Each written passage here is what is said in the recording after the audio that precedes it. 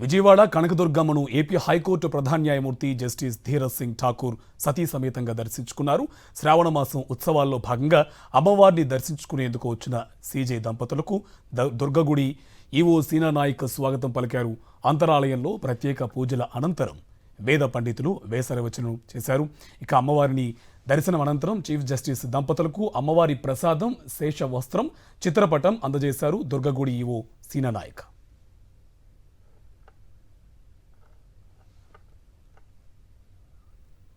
శ్రావణ మాసం ఉత్సవాల్లో భాగంగా అమ్మవారిని దర్శించుకునేందుకు వచ్చిన సీజే దంపతులకు దుర్గగుడి ఈవో సీనానాయక్ స్వాగతం పలికారు. అంతరాలయంలో ప్రత్యేక పూజల అనంతరం వేద పండితులు వేసరవచనం చేశారు.